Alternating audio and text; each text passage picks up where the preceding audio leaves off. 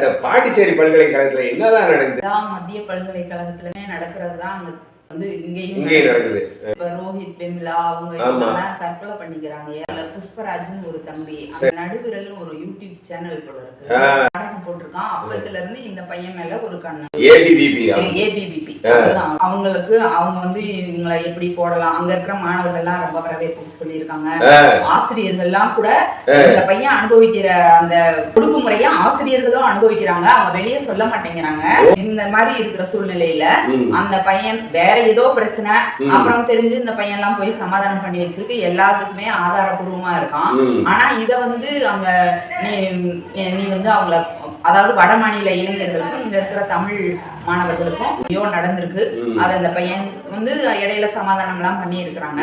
அது நீதான் வந்து அவங்கள மிரட்டினையாமே அப்படின்னு எல்லாம் யார் கேக்குறாங்கன்னா, காவல்துறை உயர் பொறுப்புல இருந்து ரிட்டையர்ட் ஆனதுமே ஒரு 4 நாள்லயே ஒரு கட்சியில சேர்ந்து அங்க அந்த பொறுப்புக்கு வந்திருக்கிறாங்க போல இருக்கு அவங்க.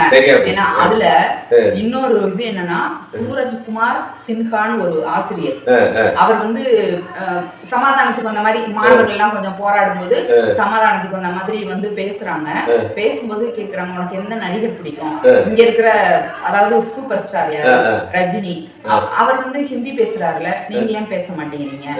இது என்ன ஒரு, அவரு ஹிந்தி பேச தெரிஞ்சவர் பிழைப்புக்காக தமிழ்நாட்டுக்கு வந்து இங்க இருக்கிற தமிழ் மொழி இயக்கத்துக்கு, அவர் தமிழர் இல்ல, அதாவது நம்ம வந்து இதுல வேற்றுமை பேச கிடையாது.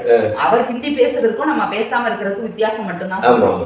ஏன்னா என்னோட மொழி தாய்மொழி, நான் தமிழ்ல பேசுறேன், இங்கிலீஷ் எனக்கு தேவைப்படுது, நான் இங்கிலீஷ் பேசுறேன், ஹிந்தி படிக்கணும்னா அப்ப இந்திய மொழி ஹிந்தி இல்லையா, நீ எப்படி படிக்காம இருக்கலாம், நீ காலேஜுக்குள்ளேயே வரக்கூடாது அப்படி எல்லாம் பேசி தினம் அந்த பையனை வந்து காலேஜுக்கு வெளியே நிக்க வைக்கிறோம். அதாவது மறைமுகமான ஒரு அழுத்தத்தை கொடுத்து வெளியில பேச முடியாம அவங்க ஒரு ஒடுக்குமுறைக்கு ஆளாகி தற்கொலை பண்ணிட்டு செத்து போறாங்க.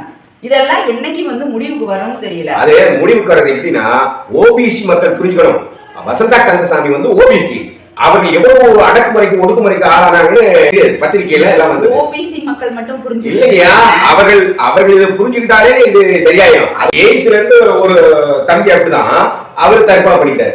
ஒண்ணுங்க, எல்லா இடத்துல நடக்கிற தற்கொலைகளும் தற்கொலை பண்ணிட்டாங்க அது இதுன்னு சொன்னாலும் இப்படி எல்லாம் தான் நடக்குதுங்கிறத இந்த பையன் வெளியில பேசுனதுனால தெரியுது. நிறைய தெரியாம இருக்கு. மாணவிகளுக்கு தொடர்ந்து பாலியல் தொந்தரவு கொடுத்துக்கிட்டே இருக்கிறாங்களா ஆசிரியர்களே, எத்தனை கம்ப்ளைண்ட் கொடுத்தாலும் எடுத்துக்க மாட்டேங்கிறாங்க. பேசுறோம்ல மனுஸ்மிருதியில, அவன் மேல எந்த இது வந்தாலும் கூட அவருக்கு தண்டனை கிடையாது. ஆனா நமக்கு நாக்கம் எதை வேணாலும் பண்ணலாம். இப்படி எல்லாம் இருக்கு ஏற்றத்தாழ்வு. உழைக்கும் மக்களே புரிஞ்சுக்கிறோம், தயவு செஞ்சு புரிஞ்சுக்கிறோம். இந்த 80-20 தான், 80 அந்த 20 வந்து 80 ஏறி வீழ்ச்சிக்கிட்டே தான் இருக்கும் நம்ம விழிப்படையாவிட்டால். நன்றி, வணக்கம்.